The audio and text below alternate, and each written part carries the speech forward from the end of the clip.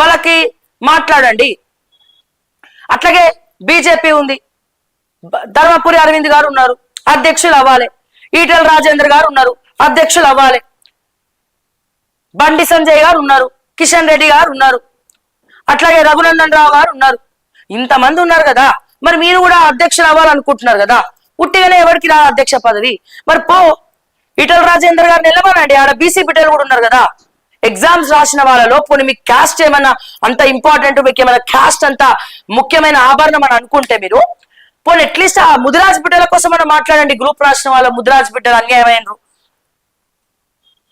మీ caste కోసమైనా నిలబడండి, మీ కులం కోసమైనా నిలబడండి. పోనీ అట్లీస్ట్ ఈటెల రాజేందర్ పొమ్మనండి అశోక్ నగర్, ఆ గ్రూప్ 1 ఏం జరిగిందో అడగమానండి, మాట్లాడమానండి.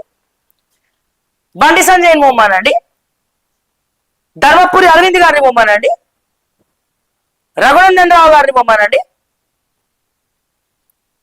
ఆయన మాట్లాడితే వాక్చాతుర్యంతో మాటల తోటలతో డిషుమ్ డిషుమ్ డిషుమ్ డిషుమ్ అంటాడు కదా, ఈ విషయంలో అనమానండి డిషుమ్ డామ్ డిమ్ డమ్ అని. ఎవరు ఎక్కువ మాట్లాడితే వాళ్ళే అధ్యక్షుడు, ఎవరు ఇష్యూస్ ఎక్కువ అడ్రస్ చేస్తే వాళ్ళే అధ్యక్షుడు. పెడదాం, వీళ్ళే మద్దతు ఇస్తారు. మరి ఈటెల రాజేందర్ వస్తే ఈటెల రాజేందర్కి మద్దతు ఇస్తారు. మా గ్రూప్ విద్యార్థులకు చెప్తా నేను, ఈటెల రాజేందర్ వస్తే ఈటెల రాజేందర్కి మద్దతు ఇస్తాడు. ధర్మపురి అరవింద్ గారు వస్తే అరవింద్ గారికి మద్దతు ఇస్తారు. బండి సంజయ్ గారు వస్తే బండి సంజయ్ మద్దతు ఇస్తారు.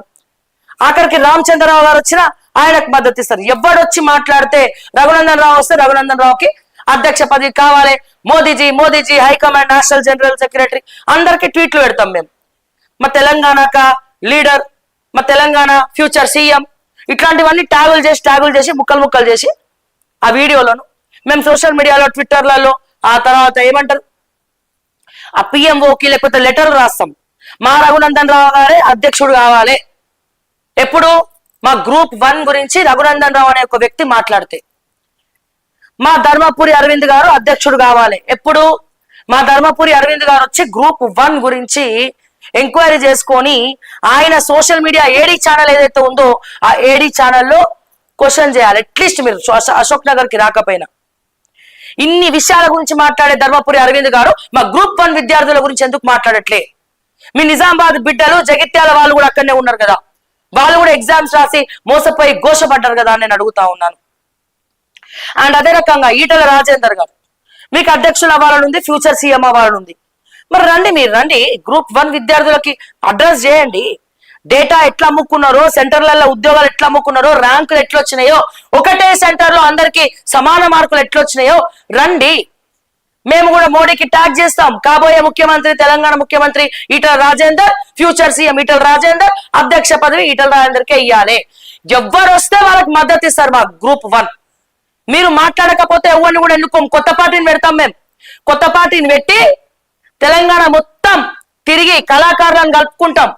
ఉద్యమకారులు ఎవరెవరైతే మోసపోయి ఘోషపడ్డారో ఉద్యమకారులను కలుపుకుంటాం, విద్యార్థులను కలుపుకుంటాం.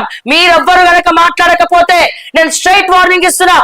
బీఆర్ఎస్ కి, హరీష్ రావుకి, కవిత గారికి, కేటీఆర్ గారికి, అట్లాగే బండి సంజయ్ దగ్గర నుంచి ధర్మపురి అరవింద్ గారికి 8 మంది ఎంపీలకు 8 మంది ఎమ్మెల్యేలకు అందరు కూడా చెప్తా ఉన్నా, ఒకవేళ ప్రతిపక్ష నాయకులుగా బీఆర్ఎస్ గనక బీజేపీ గనక ఈ నాయకులు గనక మాట్లాడకపోతే, మీ గొంతులు మూగబోతే, సిండికేట్ పాలనకు తెరదీస్తే చెప్తా ఉన్నాం, సరికొత్త పార్టీ పెడతాం. మేమే సరికొత్త పార్టీ పెడతాం. గ్రూప్ 1 వాళ్ళు ఎంత మంది మోసపోయినారో అంతంత మంది పార్టీ పెట్టి పాదయాత్రలు చేసి ప్రతిపక్ష పార్టీ పెట్టి బీజేపీకి, బీఆర్ఎస్ కి ప్రతిపక్షంలో ఏమాత్రం కూడా వెనకడుగు వెయ్యమని చెప్పి మీకు ధీటుగా, మీకు కాంపిటీషన్ గా సరికొత్త పార్టీతో ముందుకు రాకపోతే నా పేరు శ్రావ్యనే కాదని చెప్పి నేను చెప్తా ఉన్నా.